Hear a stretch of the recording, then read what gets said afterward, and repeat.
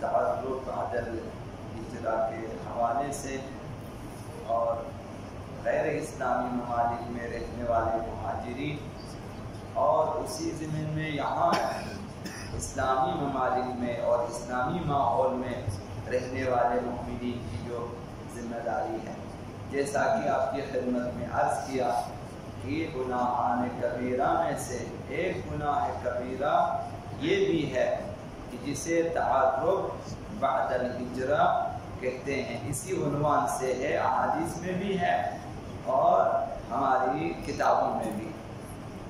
اس کا معنی کیا ہے؟ معنی یہ ہے کہ انسان دین اسلام قبول کرنے کے بعد اور ایسے ماحول میں جہاں وہ دین اسلام، معارف اسلامی، احکام شریعت سیکھ سکتا ہو، اس ماحول کو چھوڑ کر کسی ایسے ماحول میں جانا، کسی ایسے شہر میں جانا جہاں وہ دین نہ سیکھ سکتا ہو، یا جہاں اس کا ایمان کمزور ہو جاتا ہے رفتہ رفتہ، اور جہاں اپنے دینی احکام اور وظائف کے مطابق عمل نہیں کر سکتا ہو، یہ سفر اور یہ رہائش اور یہ ہجرت حرام ہے، اور اسے تعرف بعد الہجرہ کہتے ہیں۔ یہ اصطلاح کہاں سے آیا؟ جیسا کہ عرض کیا آپ کی خدمت میں کہ پیغمبر اسلام کے زمانے میں وہ عرب جو صحرا نشین تھے، مراکز اسلام سے دور تھے، انہیں اعرابی کہتے تھے۔ یہ اعرابی جب اسلام قبول کیا تو وہ ہجرت کرتے تھے پیغمبر اسلام کی طرف اور اسلامی مراکز کی طرف تاکہ دین سیکھیں۔ اگر یہ اعرابی اسلام قبول کرنے کے بعد، اسلامی مراکز میں آنے کے بعد اسلامی معارف و احکام سیکھے بغیر واپس چلے جاتے اپنے صحرا نشینی کی زندگی میں جہاں دین و اسلام سے بیگانہ ہو جاتے تھے، تو اس ہجرت کو تعرف بعد الہجرہ کہتے تھے، اور یہ گناہ تھا، گناہ کبیرہ، اور آج بھی ہے۔ تو ان کے اوپر واجب تھا کہ وہ واپس آ جائیں اسلامی مراکز کی طرف۔ یہ اصطلاح وہاں سے شروع ہوا ہے اور آج بھی یہی چیز موجود ہے۔ تو آج ہم صحرا نشین نہیں ہیں، لیکن ایک ایسے ماحول میں رہتے ہیں جہاں ہمارے لیے دین حاصل کرنا، سیکھنا ممکن ہے اور اسلامی وظائف کے مطابق عمل کرنا بھی ممکن ہے۔ اب اگر ہم میں سے کوئی اس ماحول کو چھوڑ دیتا ہے اور ایسے ماحول میں ہم چلے جاتے ہیں جہاں ہمارا ایمان کمزور ہو جاتا ہے، دین کمزور ہو جاتا ہے اور دینی وظائف کے مطابق ہم عمل نہیں کر سکتے، تو یہ وہی گناہ ہے، تعرف بعد الہجرہ ہے اور گناہان کبیرہ میں سے ہے۔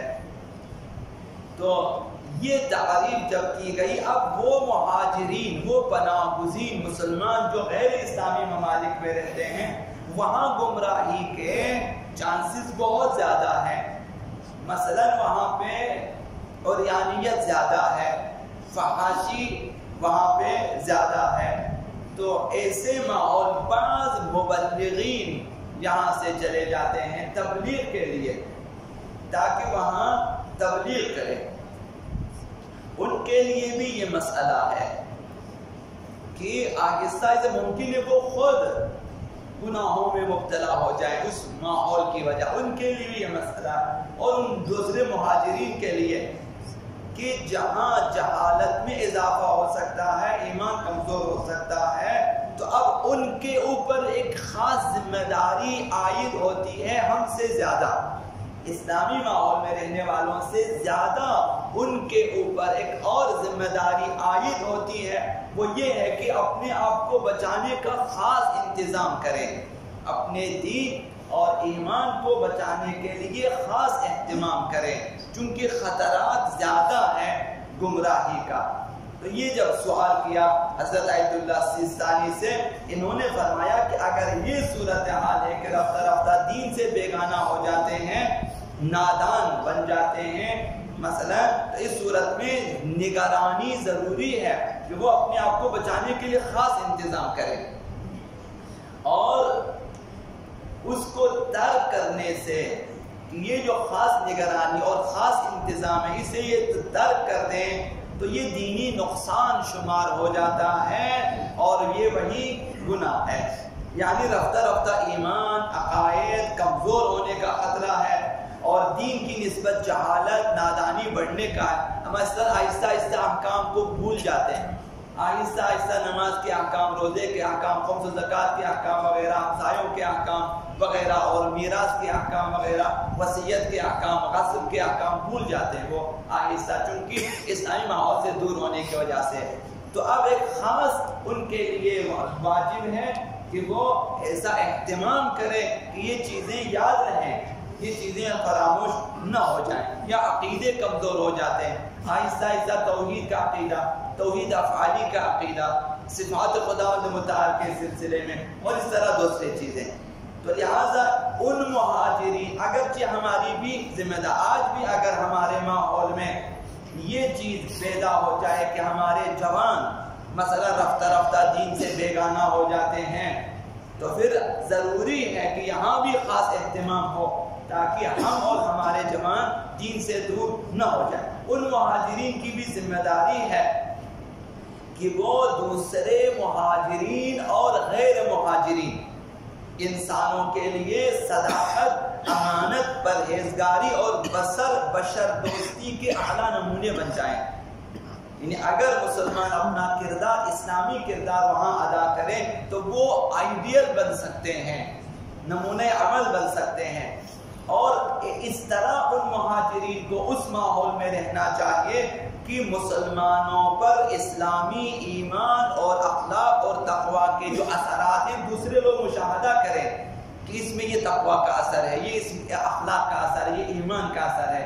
مشاہدہ کریں لوگ، یہ خود ایک تبلیغ ہے. لہذا فرمایا حضرت آیت اللہ فضل اللہ نے کہ کوشش کریں کہ لوگوں کی امنیت کو خراب نہ کریں. جس طرح یہاں پر ہماری مرضی اور جب چاہے جلوس نکالیں، جب چاہے ہڑتال کریں، جب چاہے جلاؤ گھیراؤ کریں کہ مثلا امنیت کو خراب، وہاں کا ایسا نہ کریں، یہ ٹھیک نہیں ہے. اور اجتماعی نظم و ضبط کو خراب نہ کریں. ہم نہیں کہہ سکتے چونکہ بلاد کفر ہے اور ہمارے اوپر ان کا قانون لاگو نہیں ہوتا لہٰذا ہم اپنی مرضی سے منمانی کرنا شروع کریں اور اجتماعی نظم و ضبط خراب ہو جائے. اس کی بھی شرعاً اجازت نہیں ہے.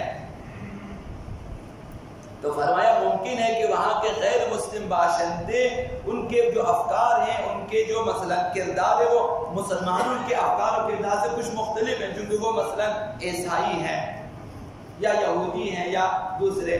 تو لہٰذا جب ماحول ایسا ہو کہ ہمارے افکار کے خلاف ماحول ہے تو فرمایا کہ ایسی حالت میں مہاجرین کو چاہیے خود کو دور کر دے اس فضا سے، اس طرح دور کریں کہ غیر محسوس طریقے سے ہو.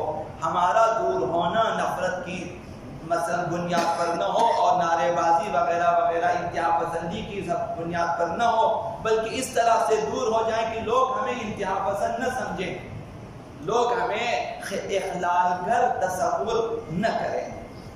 یہ ایک ذمہ داری ہے.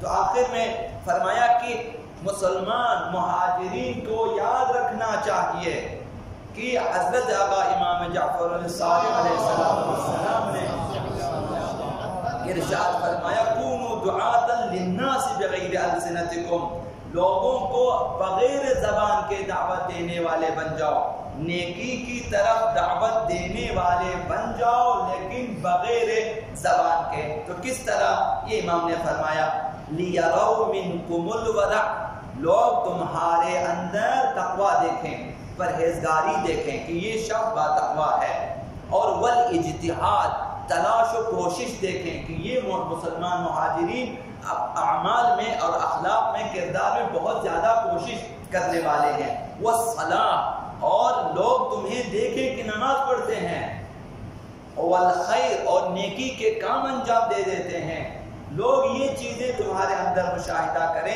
اب امام صادق نے فرمایا فَإِنَّ ذَلِكَ دَاعِيَةٌ، یہی چیزیں دعوت دے گی لوگوں کو دین اسلام کی طرف اور مکتب اہل بیت کی طرف. تو یہ دین اور یہ ایمان چاہے ہم یہاں رہنے والے ہوں یا وہاں کے رہنے والے، یہ ہمارے لیے گوہر گران بہا ہے. یعنی ہمارا سب کچھ دین اور ایمان ہے، اس کے علاوہ ہم چیز ہیچ ہیں، ہیچ و پوچھ ہیں. اگر یہ ہے باقی چیزوں کی اہمیت ہے، ورنہ نہیں ہے۔ تو فرمایا غیر اسلامی ماحول میں جا کر اس گوہر گران بہا کو خراب نہ کریں، اپنے حال پہ نہ چھوڑیں، بلکہ اپنے دین کو اپنی شخصیت سمجھیں اور اپنی ہستی سمجھ لیں۔ یعنی یہ دین، یہ ایمان میری شخصیت یہی ہے اور میری ہستی یہی ہے، کیونکہ دنیا اور آخرت کی سعادت اسی دین پر پابند رہنے کی وجہ سے ممکن ہے۔ اسی دین پر پابند رہیں گے انشاءاللہ، وہاں بھی ہمارے افراد کامیاب ہوں گے اور یہاں بھی کامیاب رہیں گے۔